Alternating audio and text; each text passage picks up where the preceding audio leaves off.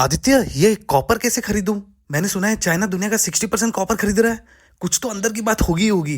तुम्हें क्या लगता है, ये सिल्वर की तरह भाग तो नहीं जाएगा? कॉपर और सिल्वर की ना स्टोरी बहुत अलग है। सब्जी में सारे मसाला डाल दो और नमक ना डालो, सब्जी अच्छी बनेगी। वैसे ही डेवलपमेंट कॉपर के बिना नहीं होगा। सब समझाता हूँ। इसके पहले जो जियो पॉलिटिक्स और मेटल्स पे वीडियो बनाए थे और जो आने वाले हैं, सब देख लेना और चैनल सब्सक्राइब कर लेना। कॉपर की अगर डिमांड सप्लाई की बात करूँ, कॉपर का डिमांड कुछ 28.7 मिलियन टन है और वही सप्लाई 23.4 मिलियन टन है। गैप ऑलरेडी आ गया है और ये गैप बढ़ने ही वाला है बिकॉज आगे जाके जैसे भी डेवलपमेंट आएगा, इलेक्ट्रिफिकेशन हो या कंस्ट्रक्शन, हर चीज़ में कॉपर लगता है। पर सप्लाई बढ़ाने के लिए माइंस चाहिए। अब माइंस लाने के लिए जितना कैपिटल चाहिए वो तो है ही, प्लस एक माइन को कॉपर जनरेट करने के लिए शायद 10-10 साल लग जाते हैं।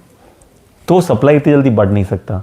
हाँ, चाइना 60% कॉपर खरीद तो रहा है पर आधा ही यूज़ करता है। ऑलमोस्ट 1/3 वो एक्सपोर्ट कर देता है किसी ना किसी प्रोडक्ट फॉर्म में, चाहे वो ईवी हो, सोलर पैनल्स हो, बैटरीज हो या फिर कोई हाईटेक इंडस्ट्रियल मशीनरी हो। पर कॉपर का एक बहुत इंपॉर्टेंट चीज़ जो ध्यान रखने वाला है कि उसका सप्लाई कॉन्सेंट्रेटेड है।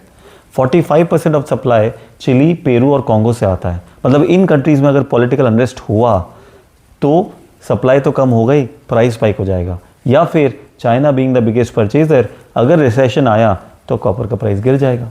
इन चीज़ों को ध्यान रखते हुए कॉपर में इन्वेस्ट किया जा सकता है। Long term story obviously copper की अच्छी ही है क्योंकि डेवलपमेंट के साथ साथ कॉपर की ज़रूरत बढ़ने ही वाली है। पर इंडियन इन्वेस्टर्स कॉपर को डायरेक्टली परचेज कर नहीं सकते क्योंकि ETF नहीं है। तो आप क्या कर सकते हो, उन कंपनी में इन्वेस्ट कर सकते हो जो कॉपर की रिफाइनिंग और माइनिंग करते हैं। अगर आप उनके बारे में जानना चाहते हो, हमें कॉपर मैसेज कर दो, हम सारी डिटेल्स भेज देंगे।